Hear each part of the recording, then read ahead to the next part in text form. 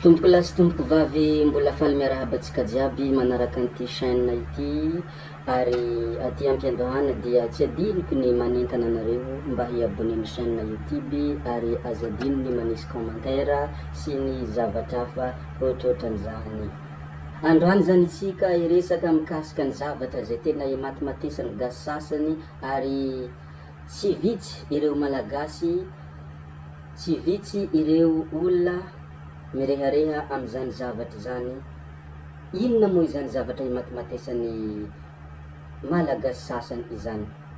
Maro ny malagasy milaza fa hoe tsy be diplôme fa tafa, tsy voatery mianatra zay vao tafita, zany hoe misy mahasahy miteny mihitsy hoe tsy ilaina ny fianarana.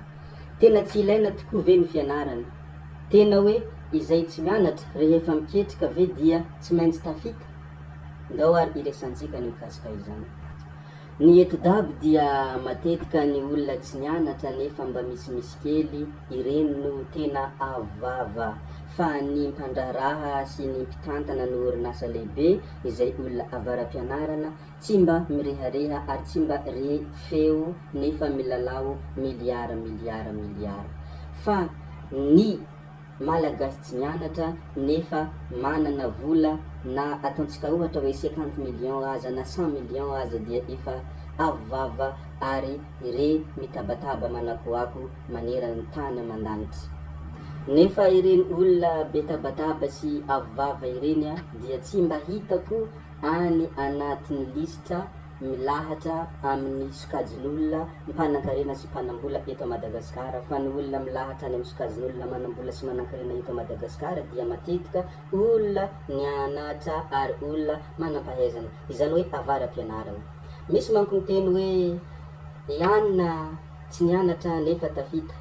Tadidio ny olona rehetra dia samy manana ny fiandohany, fa kosa tsy ny olona rehetra no mijanona amin'ny fiandohany.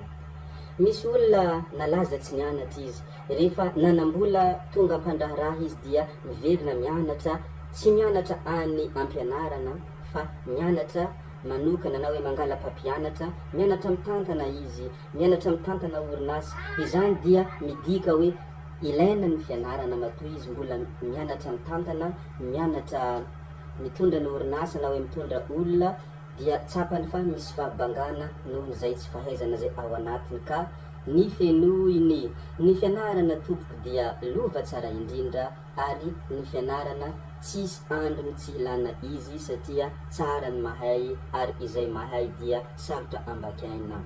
Noho izany aza matimatesana tompoko ny tsy fahaizana, fa tsy midika kosa izany hoe tsy ilaina ny olona tsy mianatra, fa ny fianarana tompoko dia lova tsara indrindra ho iaho.